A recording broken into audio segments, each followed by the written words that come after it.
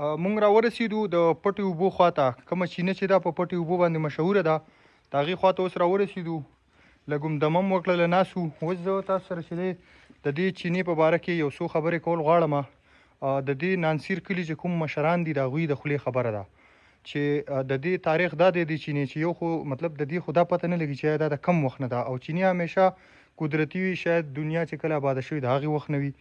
خو د دې تاریخ دا دی چې په دې ځای باندې چې دی پخواني خلک پاتې شوي، نو لکه مثال کاپیران هم کېدلی شي، خو خیر د هغې دلته کې خپل نشانونه هم دي، دلته به هغې پاتې کېدل.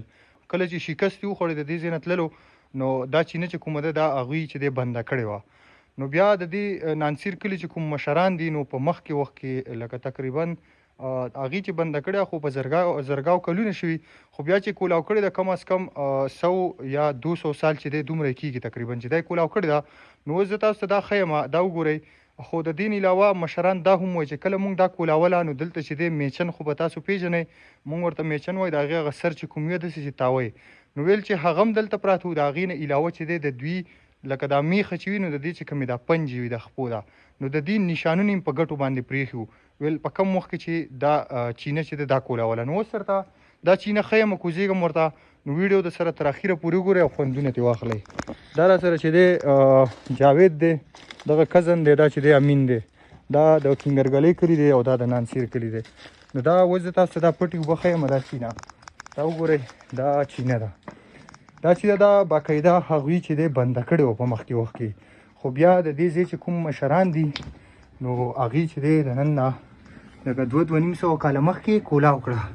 نو دا وګورئ دې چینې ته د اوبو دا ساوند به درته درځي، ډېر یو ښکلی ساوند دی، داسې خاموشي.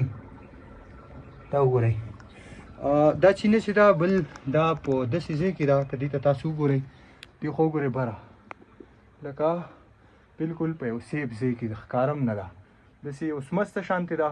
په دې کې چې دننه راشي، نو بیا به چې دی دې ښکتې ځای کې دا د اوبو چینه ده.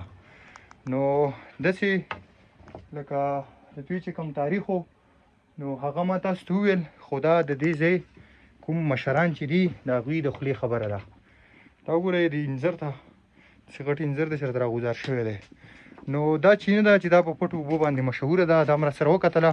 بل دا په ډېر ښکلي ځای کې هم ده، شینکۍ ورته هم ډېر سیوا دی. تاسو که وګورئ دې خوا مخامخ دا وګورئ، دا یو کراس شانتې نشان دی. نور په دې خو تاسو پوهئ چې دا هم د مخکني خلکو د وختو دی. د دې نه علاوه که تاسو وګورئ بره په دغه ټاپ باندې چې دی، په دې ټاپ باندې بر وګورئ، دغه د هغوی ریخایشي چې کوم ځایونه دي هغه آبادی دی، نو دا هغه دی. دا وګورئ زه ته لږ زوم کومه ښکاري درته. نو دا هغوی به همیشه په داسې ځایونو باندې ژوند کولو پاتې کېدل به چې کوم به لکه مطلب داسې ټاپ ځایونو، او د هغې نه به باقاعده کنډونه ښکارېدل. نو دغه آبادی چې په کوم ځای دی د دې موړې نه اخوا یو کنډو دی، هغې ته کنډو وایي.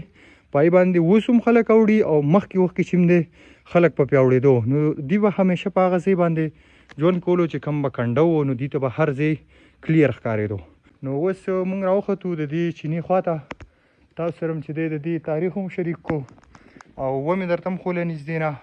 اوس به انشاءالله د دې ځای نه موږ ځو بره به هیچو، یو سمسته ده هغه به در سره هم شریکو.